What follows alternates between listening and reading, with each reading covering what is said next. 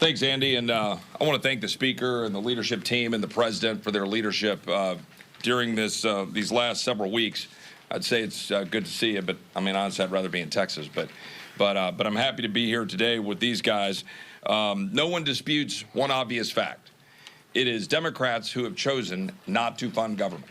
Can we at least establish that truth, right? It is, in fact, the truth. And the question is why?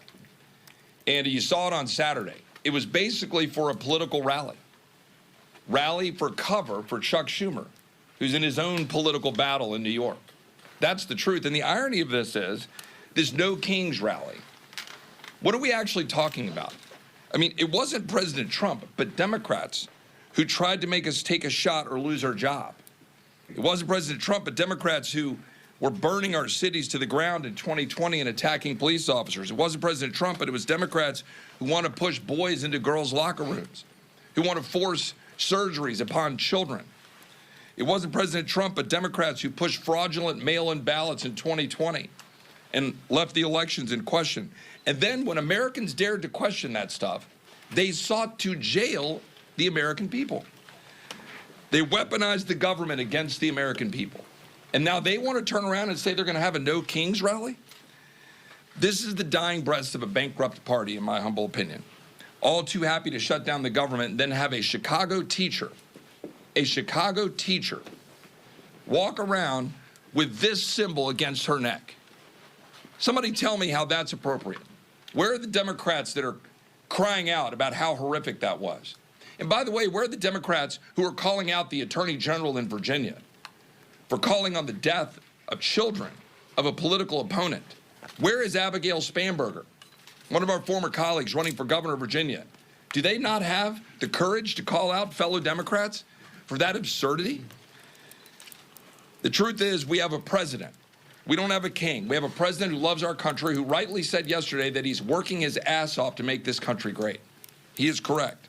Brokering peace deals in the Middle East, rebuilding our military, rooting out DEI and critical race theory, declaring cartels as terrorist organizations, focusing on Antifa, defunding the World Health Organization, getting us out of UNRWA, making sure that we target the Southern Poverty Law Center, who are, going after people like our friends at the Family Research Council or ultimately Charlie Kirk, securing the border, passing the Lake and Riley Act. These are the things the American people want us to do, not shutting down the government for political rallies. And the truth is, the Marxists, the radicals, and the Islamists, the Democratic Party promoted this weekend. They cannot handle the truth. The truth is that there is a king, and that king is Jesus. And the president has been willing to say it. His administration has been willing to say it. And Charlie Kirk was willing to say it, and he got killed for it. Democrats are using this ridiculous political exercise to hold hostage the government of the American people, pretending it's about health care. Meanwhile, it is Democrats who have been holding the American people hostage to an unconscionably broken health care system that they themselves created. We're saying no more. We're the party that's standing up for hardworking Americans who can't afford health care, who can't afford insurance. We're not for giving more money to the insurance companies. We're not for a $400 billion blank check to big corporate America and corporate welfare, like my friend from Maryland said. We're not for health care for illegal aliens, but for standing up for American citizens to be able to afford health care, to carry forward the president's good policies like short-term limited duration plans and other ways that people can actually go and afford health care. We're for law and order. We're not for hate-filled lawlessness. We're for common sense, not radical surgeries on our children without parental consent to say a boy can be a girl.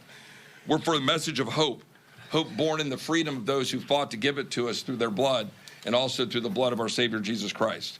Republicans are working to make America great again. Democrats have been trying to run out the clock. And for Hakeem and Chuck, their time is up.